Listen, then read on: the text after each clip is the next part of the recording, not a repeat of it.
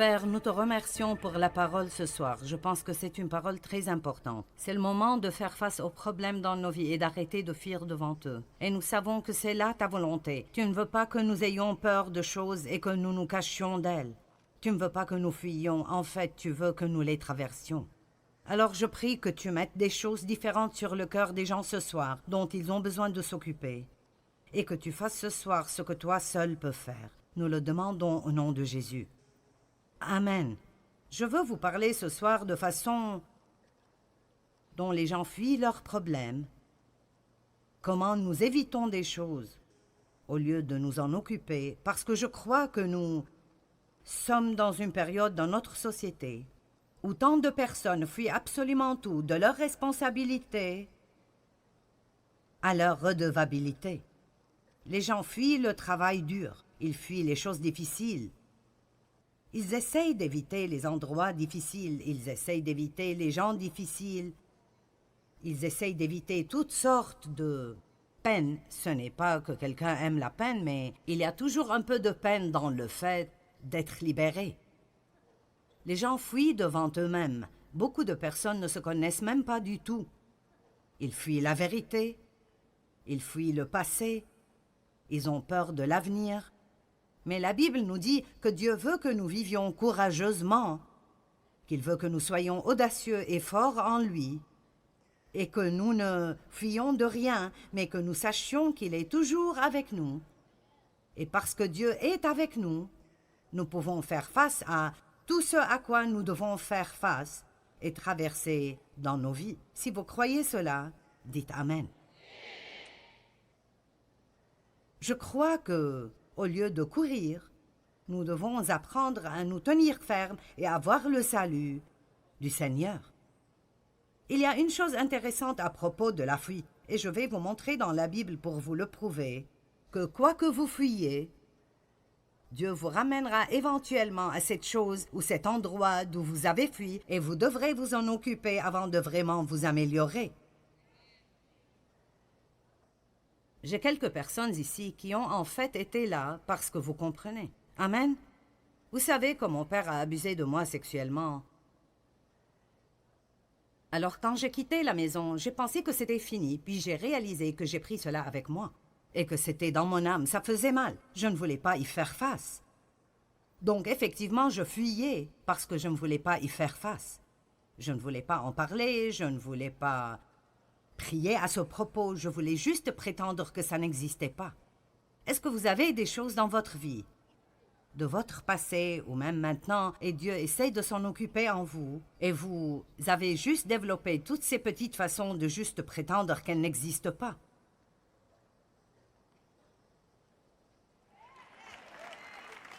Parce que vous ne voulez pas vous en occuper. Laissez-moi vous dire quelque chose. Mettre les choses sous le tapis, façon de parler, est en fait une chose très dangereuse. Juste parce que vous avez choisi de ne pas les regarder ne veut pas dire qu'elles ne sont pas là. Et Dieu nous a oints pour nous occuper des choses et pas pour fuir. Eh bien, éventuellement, et je ne suggère pas que quiconque fasse ce que Dieu m'a fait faire, je suggère néanmoins que vous fassiez tout ce que Dieu vous demande de faire. Vous n'avez pas besoin de faire ce que Dieu m'a demandé de faire, mais vous devez faire ce que Dieu vous demande de faire, et il nous guide de façon différente. Donc, je priais un jour et j'ai senti que Dieu me disait « Le moment n'est pas encore arrivé, mais le moment viendra où tu devras aller et confronter ton Père à propos de ce qu'il t'a fait. » Si vous savez déjà ce qu'est l'abus sexuel parce que c'est arrivé avec vous ou parce que vous connaissez quelqu'un avec qui ceci est arrivé, tout cela opère basé sur ce secret horrible. Ne dis à personne, ne dis pas à ta mère, ne laisse personne savoir. L'agresseur vous dit que c'est une bonne chose, mais en même temps il vous dit de le cacher, ce qui n'a pas de sens du tout. Donc j'ai passé ma vie entière à cacher tout ce qu'il me faisait. J'avais peur de dire à quiconque. Et La dernière personne que je pouvais confronter était lui. Je me souviens qu'une fois, je lui ai écrit une lettre lui disant combien ce qu'il faisait me rendait misérable. Et j'ai eu tant de problèmes et j'ai été punie. Et alors j'ai eu peur de même essayer de lui dire quoi que ce soit de nouveau. Et l'une des choses les plus dévastatrices pour moi était d'être forcée d'agir comme si j'aimais quelque chose qu'en fait je haïssais et je détestais. C'était de la manipulation et du contrôle de la pire manière. Alors quand Dieu m'a dit que j'allais devoir aller et le confronter, et lui parler ouvertement à propos de ce qu'il m'avait fait et comment ça m'avait affecté, le fait même de penser à cela m'effrayait énormément, et c'était la dernière chose que je voulais faire. Et j'étais vraiment heureuse quand ce jour, Dieu m'a dit « Le moment n'est pas venu, mais il arrivera. » Et alors peut-être que je pourrais vous dire ce soir que Dieu veut juste que vous vous apprêtiez, au moins mentalement, pour que vous soyez prêts à vous occuper de choses dont vous devez vous occuper pour aller bien. Vous voyez, le fait est que vous ne pouvez pas fuir des choses et vous cacher et vraiment aller bien. Que ce soit un péché dans votre vie dont vous devez vous occuper avec Dieu, que vous ayez besoin de faire des restitutions à quelqu'un que vous avez vraiment peiné et blessé, peut-être que quelqu'un dans votre vie vous a vraiment maltraité, et il vit dans ce monde de fantaisie où ça ne l'a même pas gêné. Et pour son bien, vous devez retourner et d'une façon aimante vous asseoir et le confronter et lui dire ce qu'il vous a fait et comment vous vous êtes senti. Parfois, vous ne pouvez pas avancer sans cela.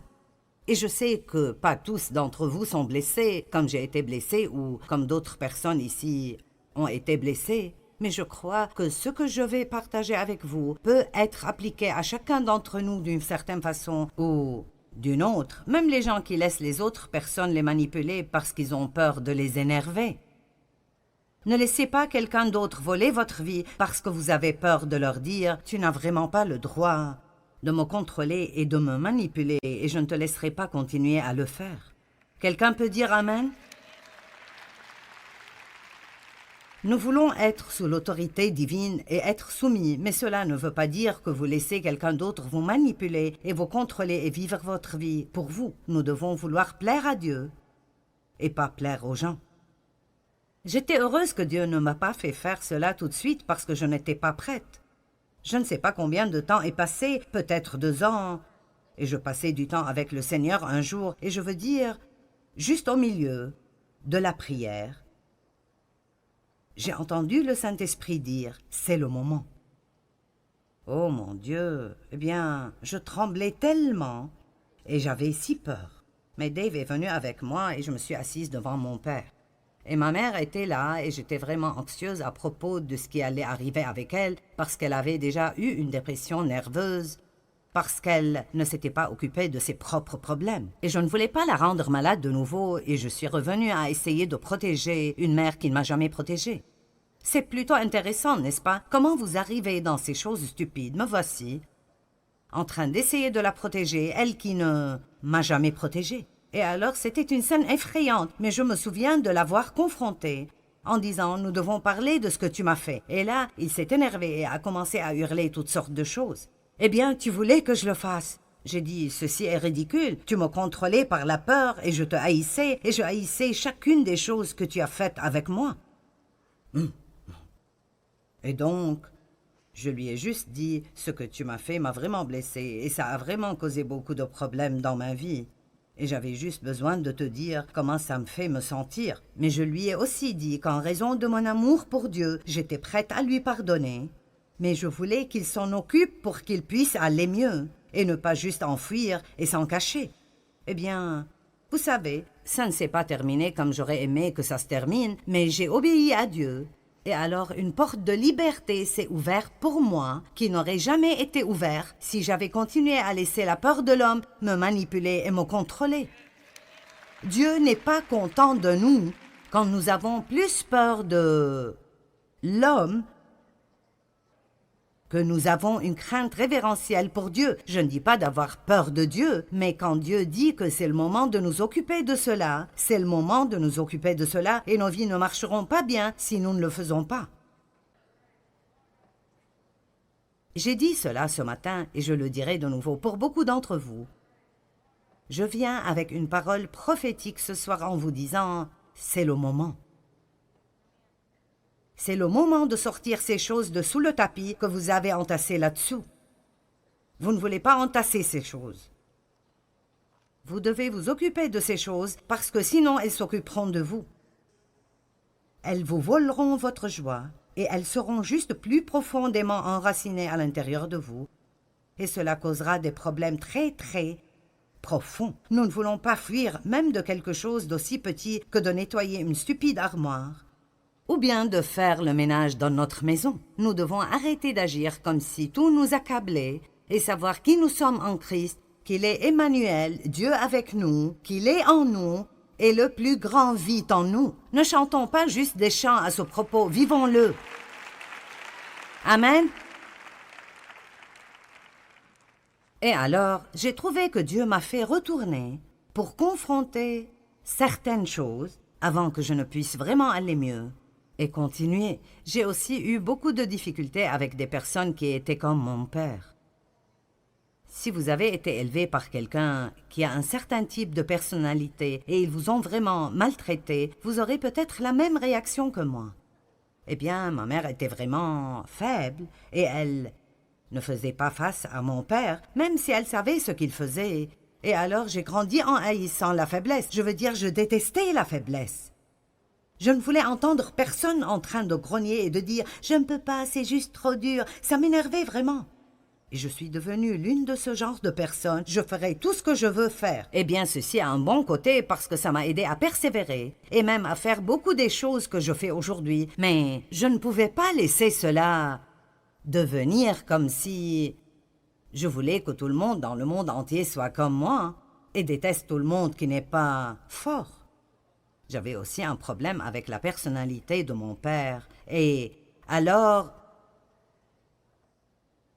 j'avais deux façons d'agir avec les gens. Soit je sortais avec quelqu'un que je pouvais contrôler, ou si je sortais avec quelqu'un de vraiment fort, je me soumettais de nouveau comme je le faisais devant l'autorité de mon père et je le laissais me contrôler. Et ce n'est pas une façon de vivre. Nous avons besoin d'être libres d'être nous-mêmes, d'être ce que Dieu nous a créés pour être, de prendre nos propres décisions, de vivre notre propre vie, de vivre pour plaire à Dieu et non pour être manipulés et contrôlés par le passé ou par les personnes de notre passé. Amen. Quoi que l'on vous ait fait, vous n'avez pas à continuer à saigner pour le reste de votre vie. Donc, quand vous fuyez quelque chose, ultimement, Dieu vous fera revenir et y faire face. Moïse, Actes chapitre 7, verset 22.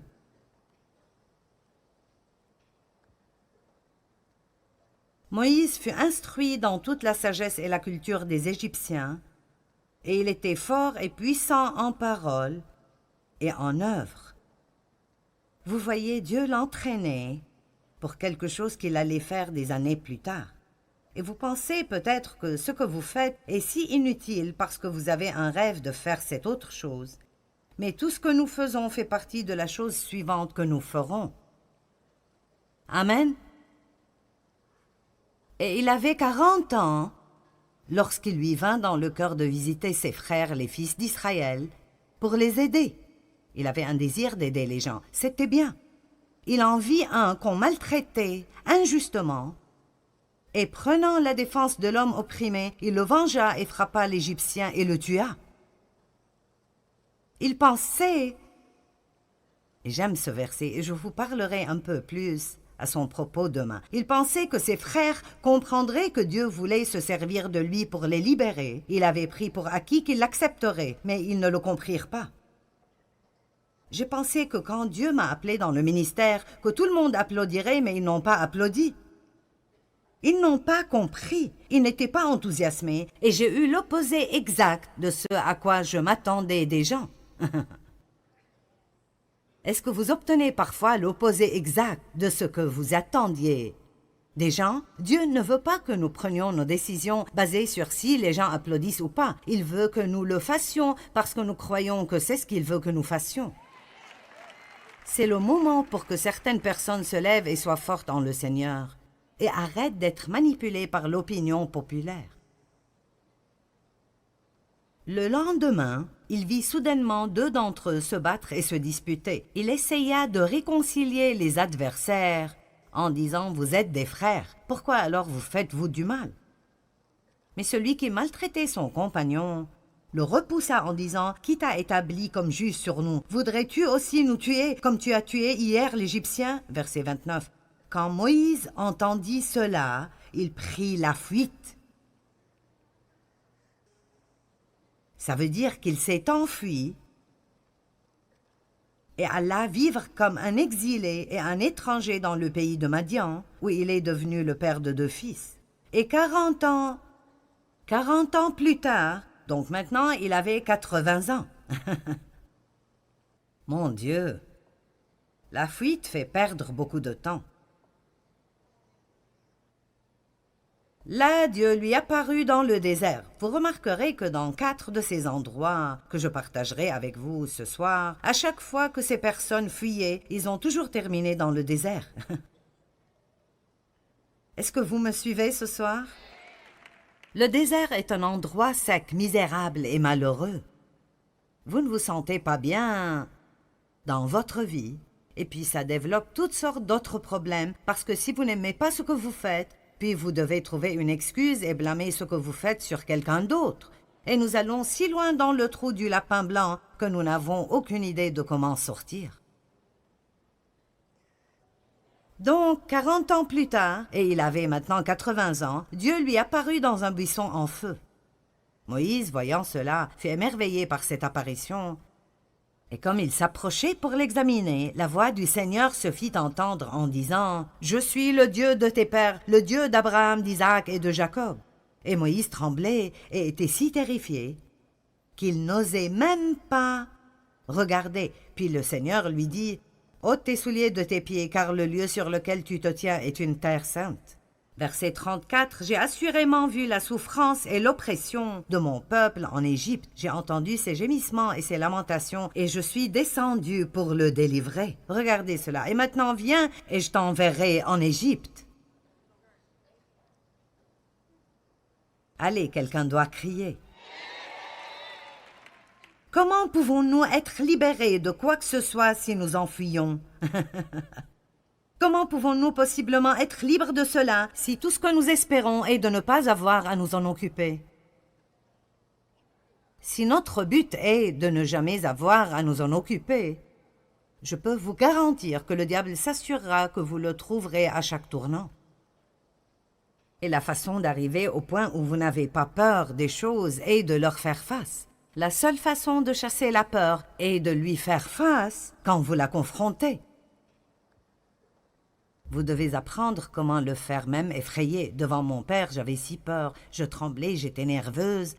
Mais je ne pouvais pas arriver de l'autre côté de cela si je ne m'en occupe pas. La seule façon dont vous pouvez être libre est de vous occuper des choses. La vérité vous rendra libre, mais la vérité doit être appliquée dans votre vie pour que vous soyez libre.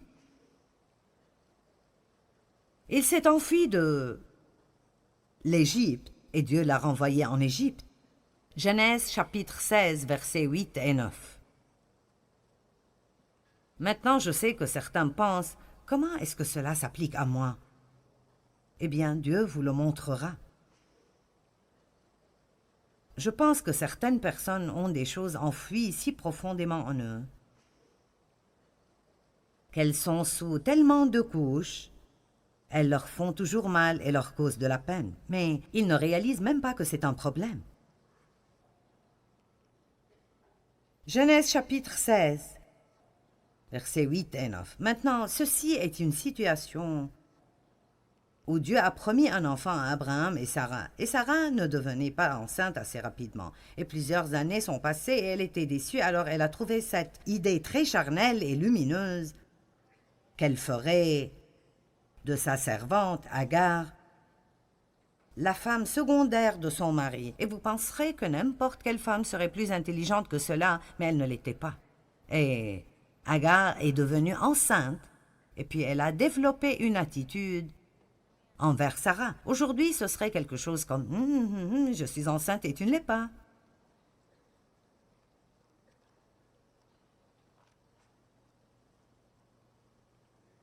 Alors Sarah est arrivée au point où elle ne voulait plus qu'Agar soit aux alentours.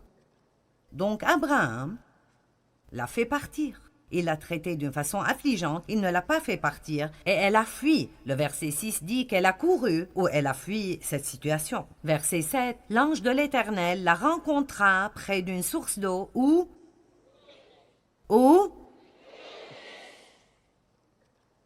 sur le chemin de Chour, il lui demanda, Agar, servante de Sarai, d'où viens-tu et où vas-tu? Elle répondit, je m'enfuis de chez ma maîtresse. Et regardez ce que Dieu lui a dit. Il n'a pas dit « Je comprends, fuis vite ». Il est écrit « L'ange de l'Éternel lui dit « Retourne ».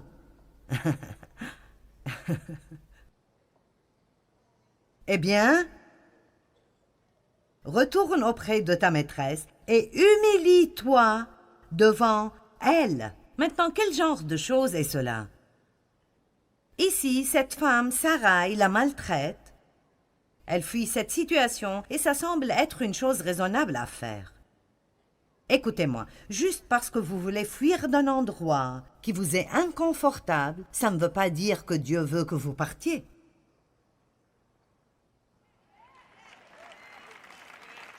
Maintenant, nous sommes connectés. Il y a un temps où nous devons partir d'endroit. Mais ce n'est pas quand vous le voulez, c'est quand Dieu vous fait partir. Dieu a dit à Abraham de partir. Pars de là où tu es, éloigne-toi de ta famille et de tous tes proches et va à un endroit que je te montrerai. Ils étaient tous païens. Et Dieu ne pouvait rien faire avec Abraham avant qu'il s'éloigne d'eux. Dieu vous dit peut-être de vous éloigner de certains amis non pieux. Il vous dit peut-être de quitter un travail où ils vous font faire des choses qui sont pécheresses. Mais il y a beaucoup d'autres moments quand nous laissons un endroit juste parce que nous ne sommes pas traités de la façon dont nous pensons que nous méritons d'être traités. Et peut-être qu'apprendre comment régler certaines de ces choses est exactement ce que Dieu veut et il nous a placés à l'endroit où il veut que nous soyons. Je travaillais dans un autre ministère pendant 5 ans et je ne sentais pas que j'étais traitée comme il faut. Et c'était dur, je veux dire au maximum, c'était dur. C'était l'une des choses les plus difficiles que j'ai faites dans ma vie entière, de ne pas juste me lever et d'après mon style de faire les choses, dire « je ne continue plus ».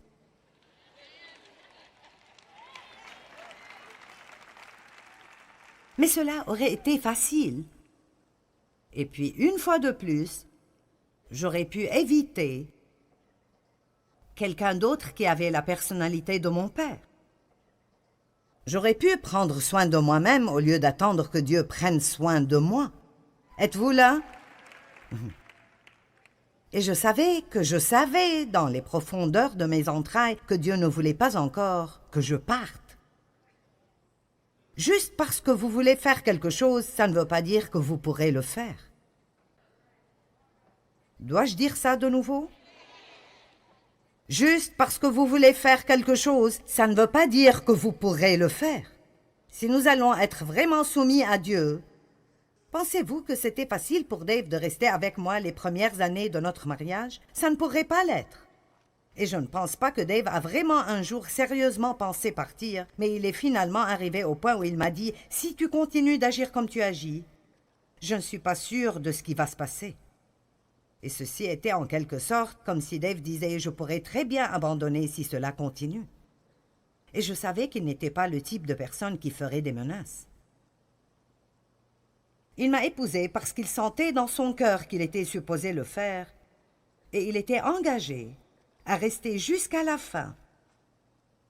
Et je crois que parfois Dieu prendra un chrétien mature et il le mettra avec quelqu'un qui est brisé et qui a besoin d'aide.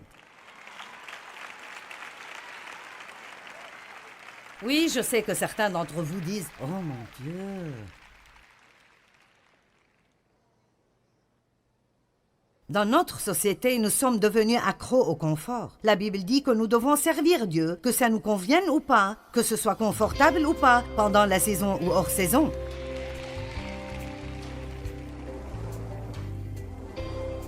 Souvent, nous avons tous une tendance de fuir des choses auxquelles nous devrions faire face. Est-ce qu'il y a un géant dans votre vie auquel Dieu vous demande de faire face et maintenant vous fiez devant lui? Eh bien, tenez-vous fermement et voyez le salut du Seigneur. Dieu veut vous aider, mais vous devez l'approcher dans la foi, pas la peur.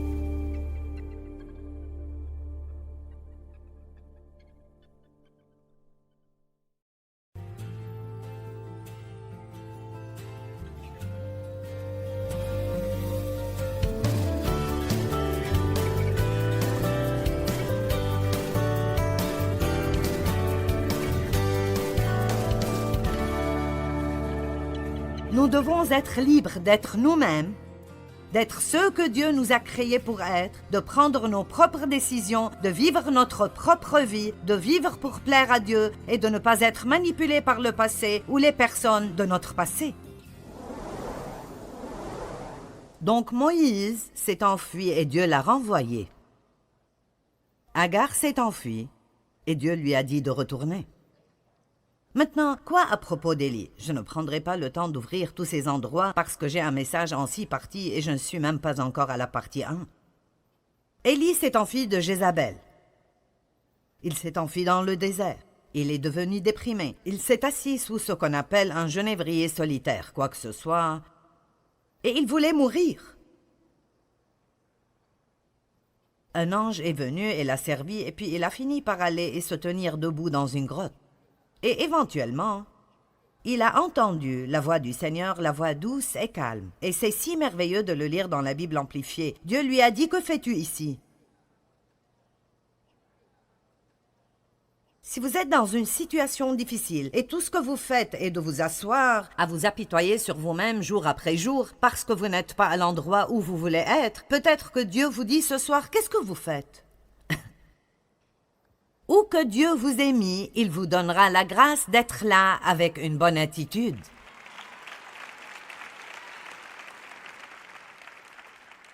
J'ai dit, où que Dieu nous mette, il nous donnera la grâce d'être là avec une bonne attitude divine.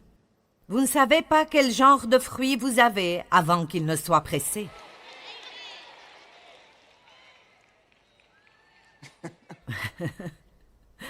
Vous pouvez chanter des chants à propos de l'amour, la joie, la paix, la patience, la bonté, la bienveillance, la fidélité, la douceur et la maîtrise de soi, mais vous ne saurez pas si vous pouvez opérer dans le fruit de l'esprit ou pas, jusqu'à ce que quelqu'un vous gêne ou vous pousse.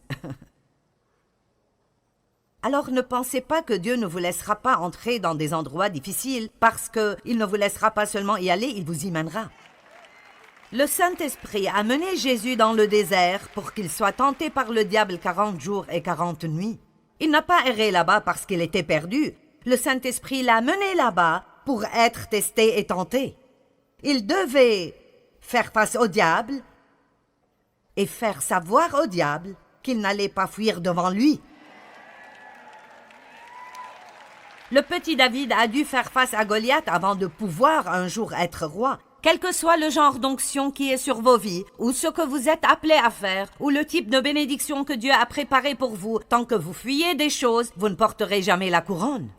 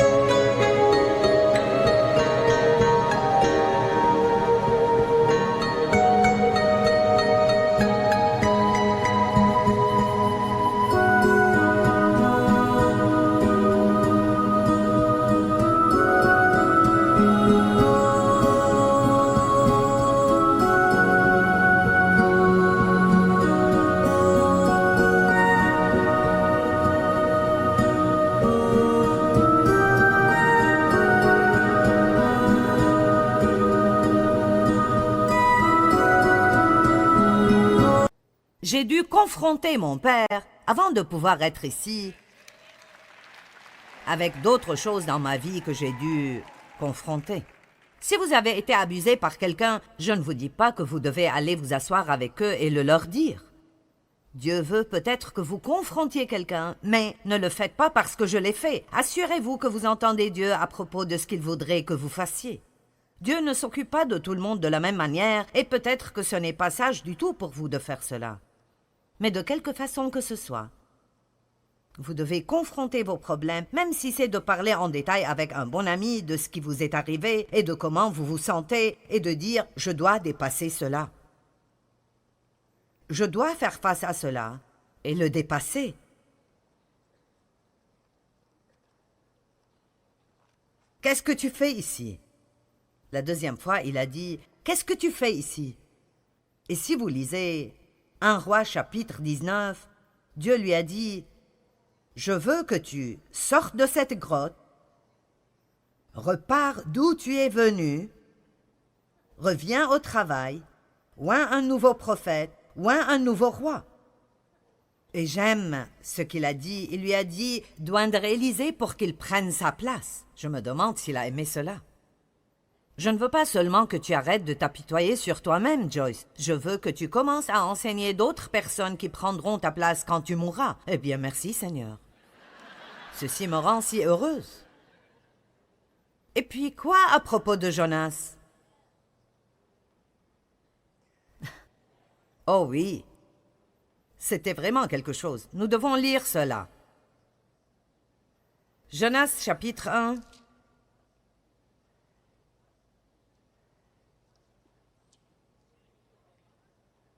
Verset 1. La parole de l'Éternel fut adressée à Jonas, fils d'Amithaï, en ces mots. « Lève-toi, va à Ninive, la grande ville, et crie contre elle, car sa méchanceté est montée jusqu'à moi. » Mais Jonas se leva.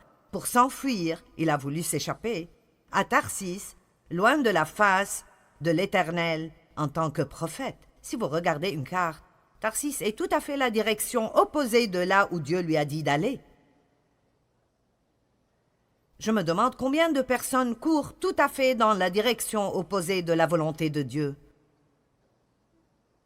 En fait, je me sens ointe pour parler à mon audience à la télé maintenant pendant quelques minutes. Je sais que vous êtes là, je ne parle pas juste aux personnes dans cette salle. Je me demande combien d'entre vous savent tout au fond de vous que il y a un appel spécial de Dieu sur votre vie et peut-être que vous avez décidé que vous préférez le monde des affaires. Eh bien, ça ne marchera pas. Si vous fuyez Dieu et vous fuyez la volonté de Dieu pour votre vie, vous ferez mieux d'abandonner tôt. Et vous pouvez vous épargner beaucoup de temps dans le désert. Ou, comme Jonas, beaucoup de temps dans le ventre du poisson. C'est si intéressant qu'il s'est enfui devant Dieu. Et le chapitre 2, verset 1 dit « L'Éternel fit venir un grand poisson pour avaler Jonas. » Et Jonas resta dans le ventre du poisson durant 3 jours et 3 nuits. Maintenant, le chapitre 2 nous dit tout à propos de cette expérience dans le ventre du poisson, les algues sur son visage et les vagues qui le frappent. Pouvez-vous imaginer la puanteur et la saleté? Finalement, quand il a prié, le poisson l'a rejeté sur terre. Chapitre 3, verset 1. L'Éternel adressa la parole une seconde fois à Jonas en ces termes. « Lève-toi, va à Ninive. »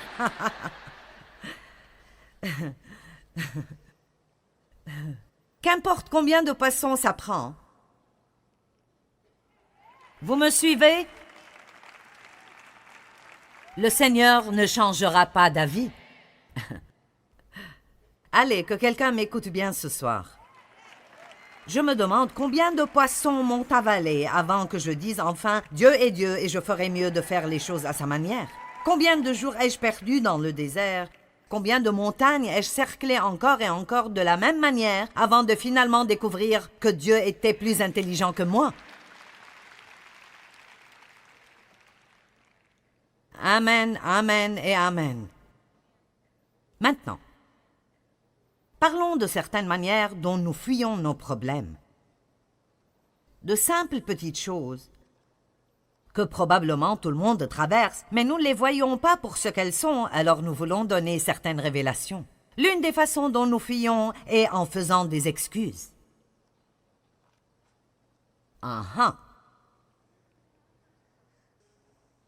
Luc 14, 18.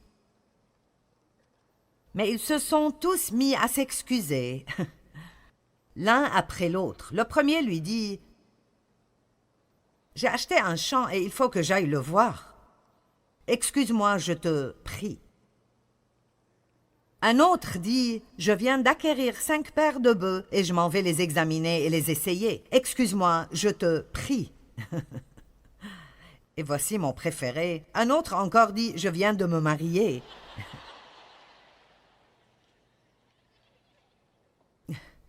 Il m'est donc impossible de venir. Excuse-moi, je t'en prie. Maintenant, écoutez, certains d'entre vous seront indifférents envers cela, mais beaucoup de personnes utilisent l'excuse qu'ils ne peuvent rien faire pour Dieu parce qu'ils ont une famille. Eh bien, je vais vous poser une question. Quand Jésus a appelé ses disciples et ils ont tout laissé et l'ont suivi, vous pensez qu'aucun d'entre eux n'avait une famille? Pierre avait une belle-mère, donc il devait avoir une épouse. Et il avait probablement des enfants. Qui donc a dit que vous ne pouvez rien faire pour Dieu si vous avez une famille? Vous ne devez pas ignorer votre famille juste pour faire une sorte de ministère. Mais tout le monde a quelque chose que Dieu veut qu'il fasse. Tout le monde a quelque chose que Dieu veut qu'il fasse. Tout le monde a quelque chose que Dieu veut qu'il fasse. Tout le monde a quelque chose que Dieu veut qu'il fasse. Alors, quelle est votre excuse? Eh bien, je ne veux pas être impliqué à l'église. J'ai fait cela une fois et j'ai été blessé. Oh!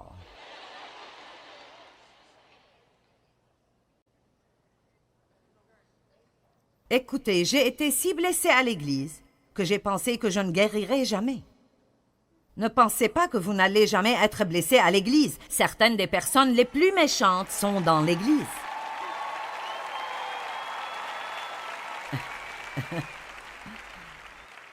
Nous devons juste nous assurer que nous ne sommes pas l'une d'elles.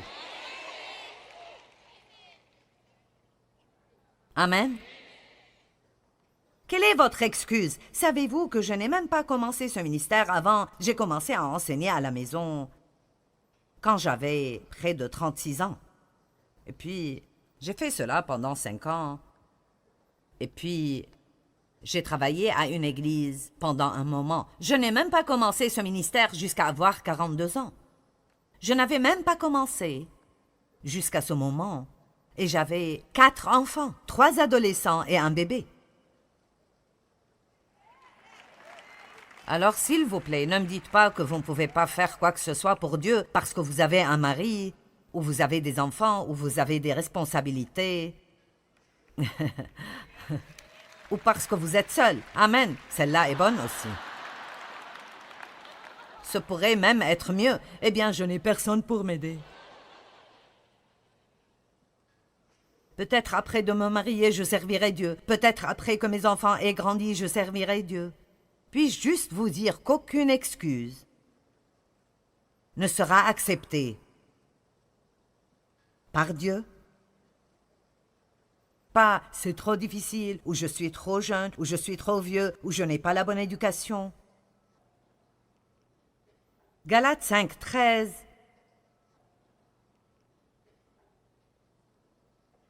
Car vous, mes frères, vous avez été appelés à la liberté. Que tout le monde dise « je suis libre ». Seulement ne faites pas de cette liberté un prétexte de vivre selon la chair et une excuse pour être égoïste. Je suis si fatiguée d'entendre les gens hurler à propos de leurs droits.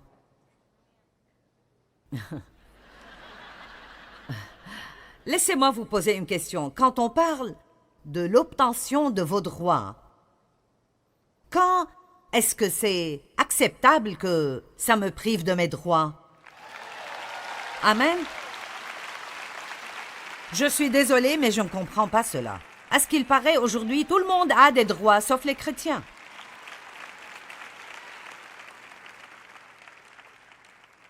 Je veux dire, c'est ridicule.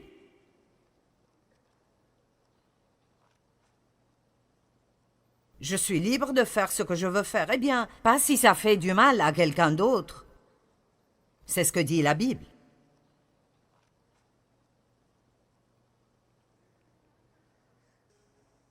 Nous agissons charnellement et nous donnons des excuses.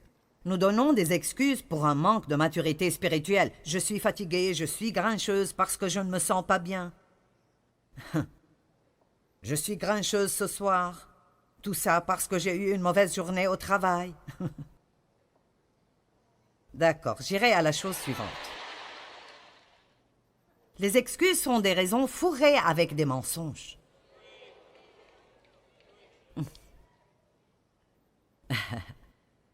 La façon suivante d'éviter la responsabilité pour notre comportement est de blâmer quelqu'un d'autre. C'est ta faute que je suis en retard. Si ce téléphone n'avait pas sonné, je ne serais pas en retard. Pourquoi ne pas éviter de répondre? Pourquoi ne pas se lever un peu plus tôt chaque jour, ce qui demandera d'aller au lit un peu plus tôt ou préparer des choses la nuit d'avant pour ne pas faire l'excuse chaque jour, jour après jour, d'être en retard où que vous alliez?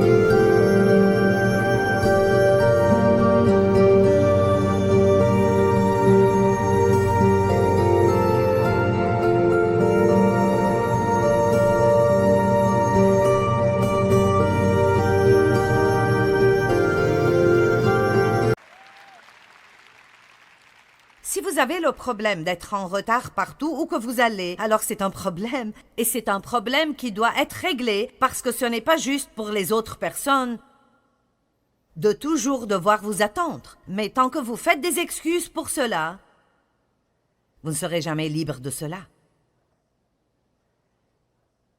J'espère que vous m'aimerez toujours quand je finis ce soir. Maintenant, vous savez, les gens aujourd'hui sont vraiment en train de fuir la responsabilité. Les parents aujourd'hui, à cause d'un manque de vouloir juste s'occuper des choses, laissent passer les choses. C'est juste trop stressant. Si un parent accepte les demandes d'un enfant pour trop de sucreries et l'enfant tombe malade, est-ce la faute des parents ou la faute de l'enfant?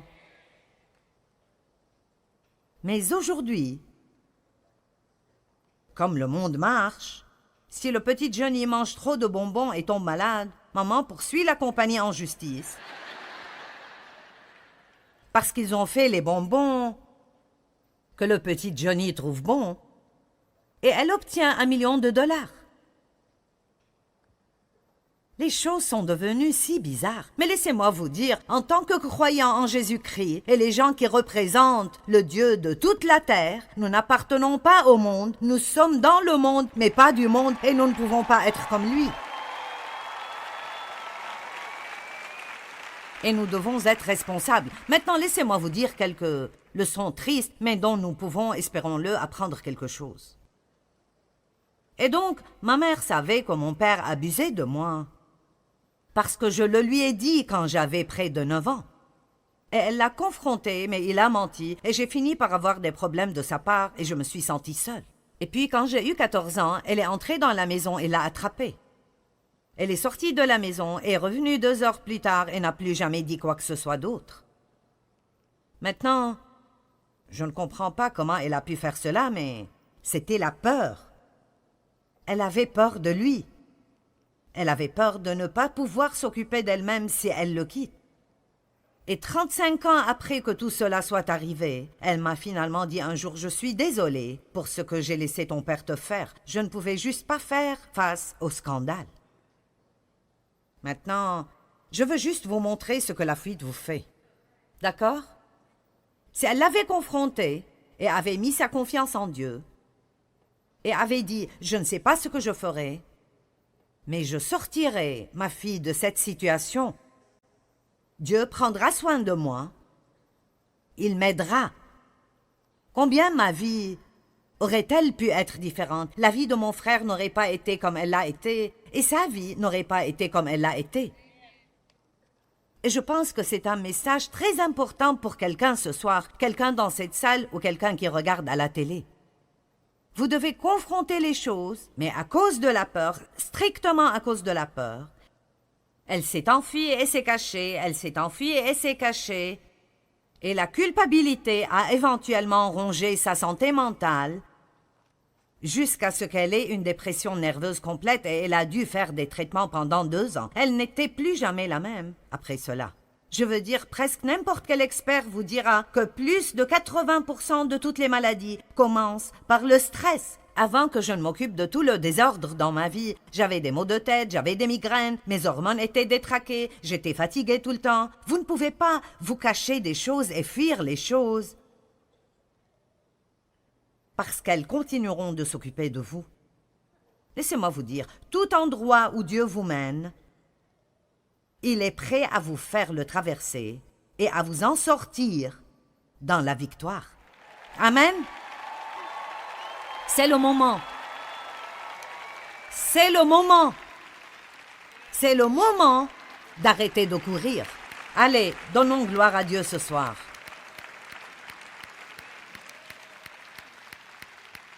Seigneur, je prie pour chacun ici qui a besoin de confronter quelque chose dans sa vie.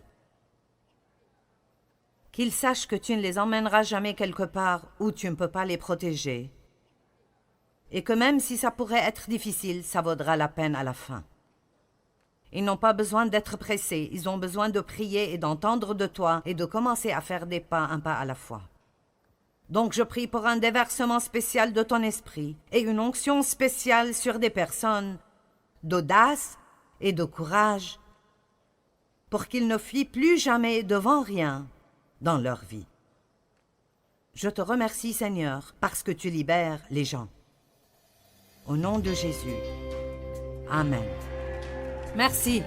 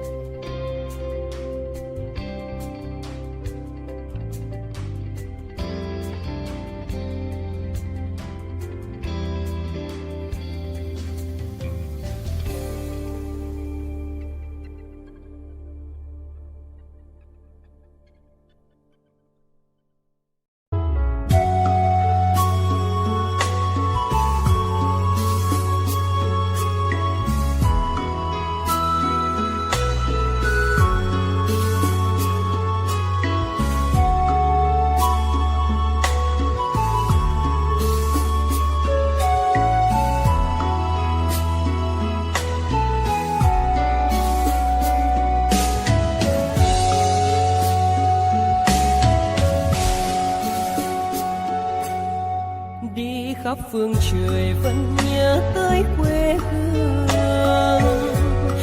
Người về đây thăm làng Trù quê mẹ và làng Sen quê cha, xúc động bồi hồi người rơi giọt lệ, thương mái nhà tranh thương đất mẹ nghèo.